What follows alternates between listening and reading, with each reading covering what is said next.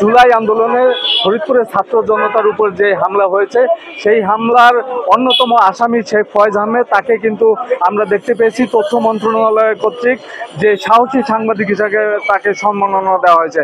তো এরই প্রতিবাদে কিন্তু আজকে ফরিদপুরে রাজপথে কিন্তু আন্দোলনে নেমেছে ফরিদপুরে কর্মরত সকল সাংবাদিক সহ বিভিন্ন শ্রেণী পেশার মানুষ রয়েছে।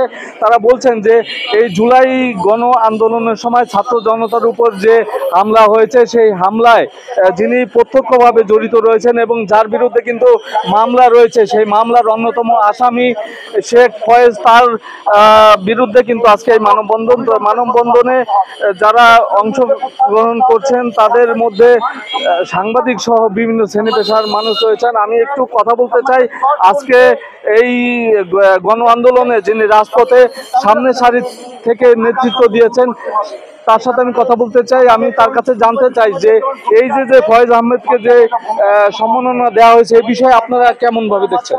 আমরা এটি আসলে দৃষ্টিগোচর হয়েছি কয়েকদিন আগে। আমরা দেখতে পেয়েছি একা একা সে ঢাকায় গিয়ে সে লবিং এর মাধ্যমে সে এই সাহস সম্মাননার পদক্ষেপ দিয়ে নিয়েছে। আমরা তাৎক্ষণিকভাবে আমরা তথ্য মন্ত্রণালয় অফিসে আমরা যোগাযোগ করেছি এবং তার যে পদক্ষেপ সেটি প্রত্যাহারের দাবি জানিয়েছি এবং প্রকৃত যারা এই জুলাই আন্দোলনের সাথে আমাদের সহযোগিতা করেছেন তাদের জন্য মূল্যায়িত হোক সেটা দাবি জানিয়েছি। শুধুমাত্র এই ফয়েজ শুধুমাত্র 24-এর গণ আন্দোলনে আমাদের সাথে আমাদের বিরোধিতা করে সেটি নয়, বিভিন্ন সময় বিভিন্ন প্রতিষ্ঠান বিভিন্ন মানুষের সাথে আর্থিক অনিয়মের সাথে জড়িত ছিল। অবিলম্বে তাকে এই আইনি পদক্ষেপ নেওয়ার দাবি জানাচ্ছি। ধন্যবাদ আপনাকে। আমি আরেকজনের সাথে কথা বলতে চাই, আমি তার কাছে জানতে চাই এই ফয়েজ গণ আন্দোলনের সময় তার ভূমিকা কি ছিল? আমি কাজী রিয়াজ, বৈষম্যবিরোধী ছাত্র আন্দোলনের ফরিদপুর জেলার আহ্বায়ক। এই আহ্বায়ক হয়ে আমার কাছে কয়েকটা প্রশ্ন আছে। প্রথমত হলো যে 29শে জুলাই যে আন্দোলন প্রত্যাহারের যে নিউজটা হয়েছিল, সেই নিউজটা ওই দিনেই তার পেপারে কিভাবে আসলো, সকালে একবারে, অর্থাৎ তার সাথে কি আলোচনা করে কি সেই দিন ওই আন্দোলন প্রত্যাহারের কার্যক্রম হয়েছিল? দ্বিতীয়ত, সে জুলাই অভ্যুত্থানের একজন মামলার আসামি, সে কিভাবে প্রত্যক্ষভাবে ঘোরাফেরা করবে? স্টেজে যাওয়া, একটা পুরস্কার বিতরণ অনুষ্ঠানে যাওয়া, সেটা তো দূরে থাক। তৃতীয়ত, আন্দোলনের সময় যদি ভূমিকার কথা আসে, আমরা অনেকের কথাই জানি, আমাদের সাংবাদিক যারা পুলিশ হাতে হেনস্থার শিকার হয়েছে, লীগ হাতে মারের শিকার হয়েছে, তাদের সম্মাননার কোনো ধারে কাছে নাই।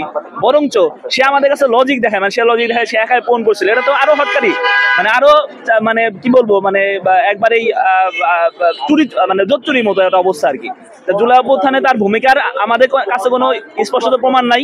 তার একটা নিউজ ক্লেম করেছে 29শে জুলাই, যেটা আমাদের জন্য আর কাছে মনে হইতেছে যে তার সাথে আলোচনা হয়তো বা আন্দোলনের প্রত্যাহারের একটা সিদ্ধান্ত হয়তো হয়েছিল, না তো সকালেই তার পেপারে কিভাবে এটা নিউজ কার্ডটা আসবে আর কি। আমাদের কাছে মনে হয় এর মাধ্যমে সাংবাদিকদের অপমান করা হয়েছে, যার জন্য যারা পদক দিচ্ছে তারা আরো ক্ষমা চাওয়া উচিত ফরিদপুর জেলার সাংবাদিকদের কাছে। ধন্যবাদ আপনাকে। আমি কথা বলতে চাই ফরিদপুরের যে প্রবীণ সাংবাদিক পান্নাবালা, তার কাছে আমি জানতে চাইবো যে ফয়েজ যে পুরস্কারটা পেয়েছে এটি আপনি কেমন দৃষ্টিতে দেখেন? সেটা হলো যে ফয়েজের একটা পরিচয় কিন্তু স্পষ্ট। 24-এর গণ অভ্যুত্থানের পরে ফরিদপুরে যে বৈষম্য বিরোধী মামলাটা হলো, সেই মামলার সে কিন্তু 97 নম্বর আসামি। একজন আসামিকে আমরা পুরস্কার দিয়েছি। এর থেকে দুঃখজনক, নিন্দাজনক ঘটনা কি হতে পারে? এবং সর্বোপরি সে সাংবাদিকতা করে না, সাংবাদিকতার নামধারী হয়ে সে বিভিন্ন জায়গায় বিভিন্ন উদ্দেশ্য বাগিয়ে নেয়, হাতিয়ে নেয়।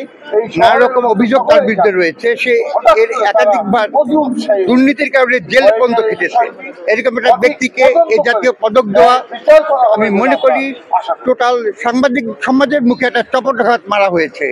আমরা মনে করি যারা এই কাজটা করেছে তারা এই কাজটা অত্যন্ত ন্যাক্কারজনক কাজ করেছে। এখন তাদের সময় আছে, যদি তারা এই পদকটি প্রত্যাহার করে এবং যে তথ্য গোপন করে শেখ ফয়েজ আহমেদ আবেদন করে এই পুরস্কারটি বাগিয়ে নিয়েছেন, সেই প্রক্রিয়ার বিরুদ্ধে সুনির্দিষ্ট অভিযোগ এনে তার বিরুদ্ধে মামলা করা হোক। তা না হলে হয়তো সাংবাদিক সমাজ এই বিষয়টা রুখে দাঁড়াবে।